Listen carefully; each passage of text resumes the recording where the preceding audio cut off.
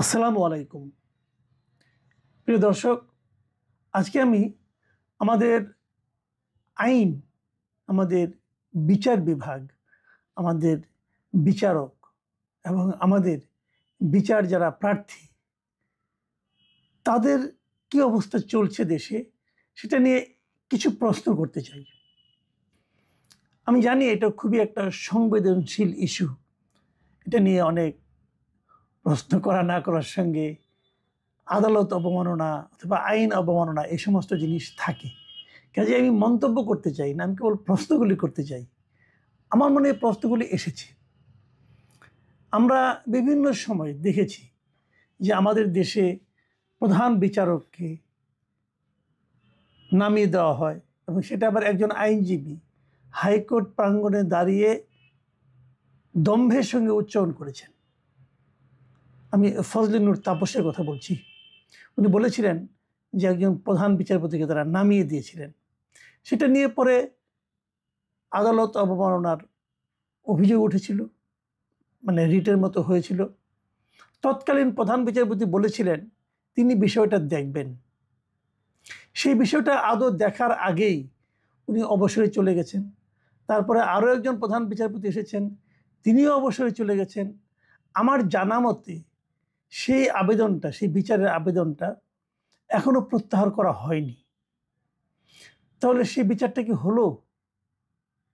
ওই যে বলেছিলেন তিনি দেশ থেকে পালিয়ে গেছেন রাজনৈতিক কারণে, কিন্তু সাধারণ মানুষ যারা বিচার বিভাগের দিকে তাকিয়ে থাকে, বিচার প্রক্রিয়ার দিকে তাকিয়ে থাকে, তারা কিন্তু মনে রেখেছে, এবার আমি মনে রেখেছি এটা কী হলো। আমি এর মধ্যে কমপক্ষে হাইকোর্টের ২-৩ জন আইনজীবীকে জিজ্ঞাসা করেছি, ভাই ওটার কি হলো? ওই যে আপনারা আদালত অবমাননার অভিযোগ করলেন এবং সে অভিযোগকারীদের মধ্যে ব্যারিস্টার আমিনুল ইসলামও ছিলেন, তারাই অভিযোগ করেছিলেন। কি হলো ওটার? কেউ জানে না কি হলো। কিন্তু যারা মনে রেখেছে, যারা ওটা নিয়ে চিন্তা করেন, তাদের কাছে আমাদের বিচার বিভাগ কোন জায়গায় আছে, এই প্রশ্নটা কিন্তু আমি করলাম, কারণ আমার মনে এটা আছে। আমরা বিভিন্ন সময় বিভিন্ন ঘটনা দেখি। আমরা এর আগের প্রধান বিচারপতি দেখেছি, আরেকজন প্রধান বিচারপতিকে আমরা দেখেছি যিনি এখন জেলে আছেন। উনি একটা রায় দিয়েছিলেন, সেই রায়ের কারণে না, কিন্তু রায়ের কারণে। ব্যাপারটা কি? ব্যাপারটা হলো উনি যে রায় দিয়েছিলেন, আমার বিবেচনা সেই রায়টা আমাদের দেশের গণতন্ত্রের জন্য, গণতন্ত্রকে হত্যা করার জন্য ওটা একটা অসাধারণ রায় ছিল।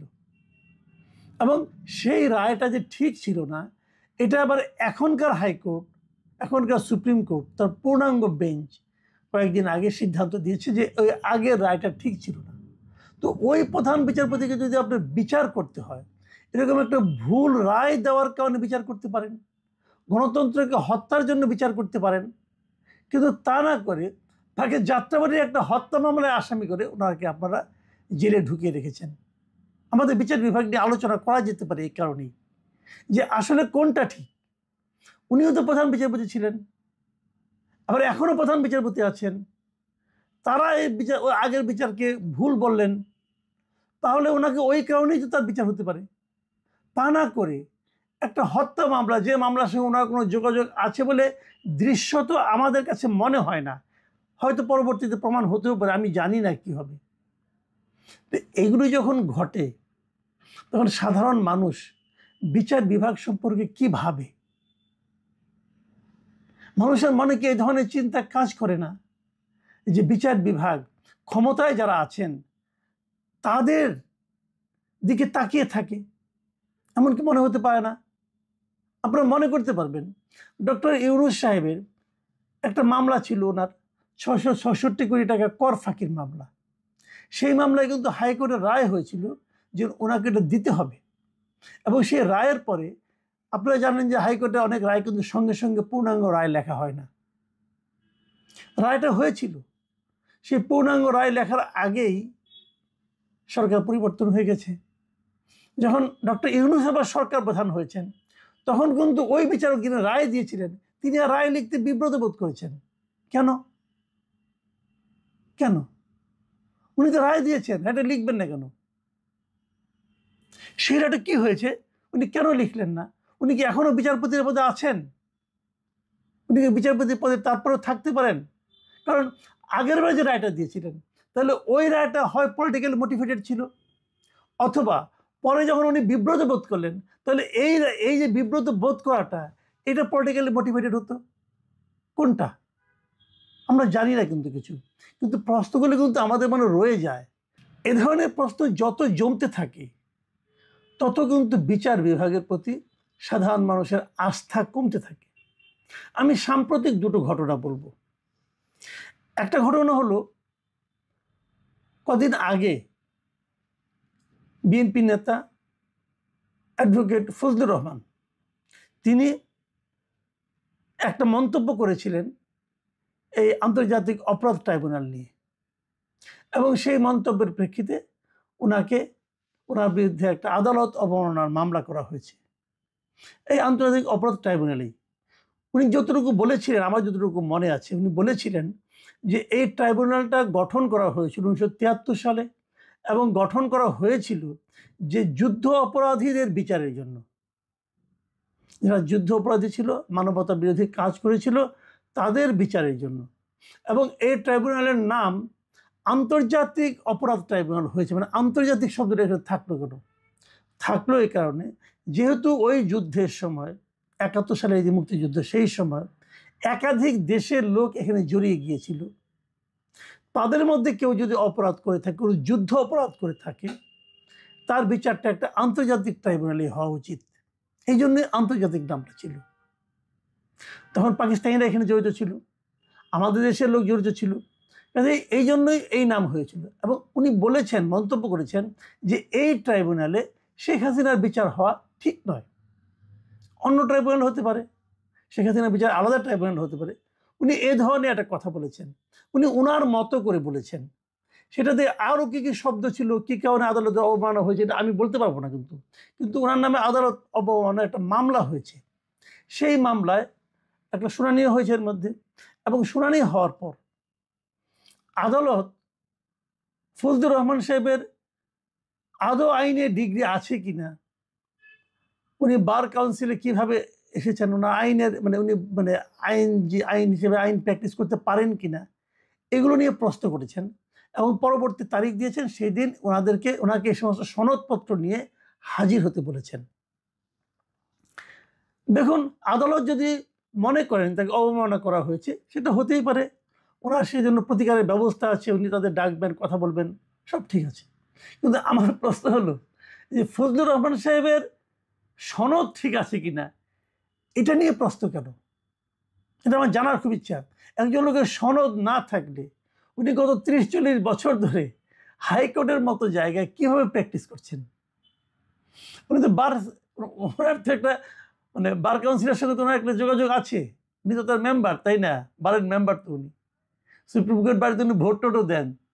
তাহলে সনদ দেখার প্রয়োজনীয়তাটা পড়লো কেন? আমি এই জায়গাটা জানতে চাচ্ছি। তাহলে কি আমাদের বিচারক যারা আছেন, ওনারা কি বিষয়টাকে ব্যক্তিগতভাবে নিয়েছেন? আমি জানি না, বাট আমার প্রশ্ন মনে, তাহলে সনদ দেখতে চাওয়ার কি কারণ থাকতে পারে? আমার কাছে কিন্তু ক্লিয়ার না। আমি এইভাবে ভাবি মাঝে মাঝে, তাহলে এটা কেন? আবার ধরুন, আমি আরেকটা মামলার কথা বলি। শেখ হাসিনা এবং তার পরিবারের বিরুদ্ধে পূর্বাচলের প্লট নিয়ে মামলা হচ্ছে। সেই মামলায় মধ্যে কথা আমি তো মোটরের উপর ধরি, একাধিক মামলা হয়েছে, বেশ কয়েকটা মামলা হয়েছে। একটা মামলা হয়েছে যে ওনার পুত্র কন্যা ওখানে প্লট পেয়েছে, উনি 6টা প্লট ওখানে নিয়েছেন, এক একটা 10 কাঠা প্লট। বোঝাই যাচ্ছে এখানে ক্ষমতার অপপ্রয়োগ হয়েছে, কারণ 10 কাঠা প্লট তো সবাই পায় না। 6 জন পেয়েছেন। 6 জন কে? উনি, ওনার নামে একটা, ওনার পুত্রের নামে একটা, ওনার কন্যার নামে একটা, ওনার বোনের নামে একটা, ওনার বোনের এক ছেলে এবং এক মেয়ের নামে একটা। বাট এই মেয়েটা টিউলিপ সিদ্দিক না, ওনার বোনের এক ছেলে 2 মেয়ে, ছেলে ববি এবং আরেকটা প্রিয়ন্তী নামে আরেকটা মেয়ে আছে, সেই মেয়ের নামে একটা, এবং বোনের নামে রেহানা নামে একটা। এই 6টা প্লট ওনারা বরাদ্দ নিয়েছেন, এবং এগুলো ওনারা বুঝেও নিয়েছেন 2022 সালে। তো এই পুরো জিনিসটাই অন্যায়, কোনো সন্দেহ নাই।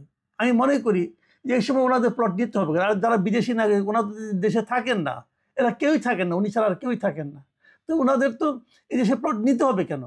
ওনাদের তো অভাবও নাই। যা হোক, তবু ওনার বনে সেবা নিয়েছেন, এটা নিয়ে অন্যায় হয়েছে, বিচার হতেই পারে। কিন্তু আমার প্রশ্ন হলো, টিউলিপ সিদ্দিকীর এখানে 2 বছরের কারাদণ্ড হয়েছে। টিউলিপ সিদ্দিকীর নামে কোনো প্লট নাই, উনি কোনো প্লট নেন নাই, তাহলে ওনার 2 বছরের কারাদণ্ড হলো কেন? কারণ দেখানো হয়েছে, আদালতের রায় বলা হয়েছে যে টিউলিপ সিদ্দিকীকে যে কারণে সাজা দেওয়া হয়েছে তার কারণ হলো, শুনুন আমি পড়ি আদালত, আমি যেটা পত্রিকা পেয়েছি, প্রথম আলো পত্রিকা, সেটা আপনাদের পড়ে শোনাই। রায়ে আদালত বলেছেন, আসামি টিউলিপ সিদ্দিক তার খালা সাবেক প্রধানমন্ত্রী শেখ হাসিনার একান্ত সচিব সালাউদ্দিনকে মোবাইল ইন্টারনেটের বিভিন্ন অ্যাপ সহ সরাসরি যোগাযোগ করে প্রভাবিত করেছেন বলে সাক্ষীদের জবানবন্দির মাধ্যমে প্রমাণিত হয়েছে।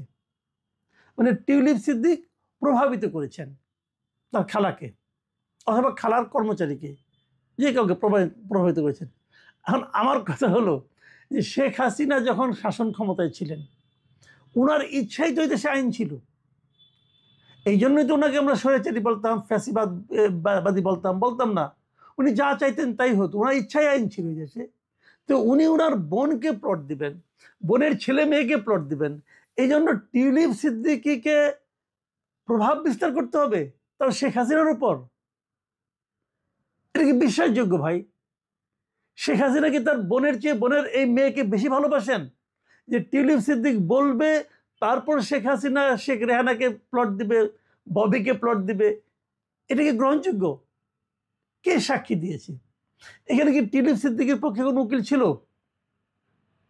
টিউলিপ সিদ্দিক দেশের নাগরিক না, উনি নিজে দাবি করেন উনি দেশের নাগরিক না। যদিও এর মধ্যে আবার প্রথম আলো যারা আছে, প্রথম আলো এবং আরও কয়েকটা প্রতিষ্ঠান তার আগে অনুসন্ধান করে বের করেছেন উনি দেশের নাগরিকত্ব, ওনার এনআইডি কার্ড ছিল, থাকতে পারে, আমার এটা নিয়েও কোনো আপত্তি নাই।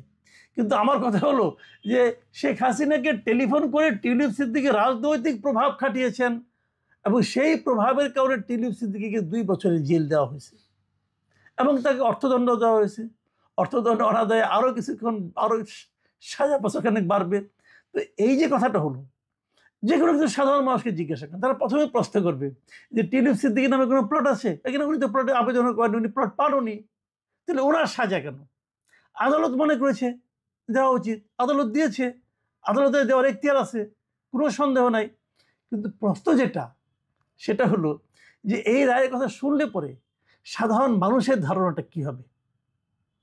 সাধারণ মানুষ কি ভাববেন? যে তাহলে এই রায়গুলি কি ওই পরিবারের প্রতি অথবা ওই রাজনৈতিক পরিবারের প্রতি অথবা ওই রাজনৈতিক দলের জন্য, ওই দলের প্রতি যে এক ধরনের মানুষের যে একটা বিদ্বেষ কাজ করছে অনেকে সরকারের, বর্তমান সরকারের মধ্যে, বর্তমানের যারা আইন বিভাগের সঙ্গে আছেন তাদের মধ্যে, সেই বিদ্বেষের কি কিছু না কিছু সামান্য হলেও প্রতিফলন ওই রায়ে আছে? এটা কি সাধারণ মানুষ মনে করবে না? করবে, আমি মনে করি করবে। যদি এটা মনে করি আমরা, তাহলে এগুলি কিন্তু পুঞ্জীভূত যে অবিশ্বাস, সেটার মাত্রাকে আরেকটু বাড়ায়। কি লাভ? একটা সমাজ সেটা যদি বিচার বিভাগের উপর চোখ বন্ধ করে আস্থা রাখতে না পারে, তাহলে সেই সমাজ অগ্রসর হবে কিভাবে? প্রিয় দর্শক, এখন এ পর্যন্তই। আল্লাহ হাফেজ।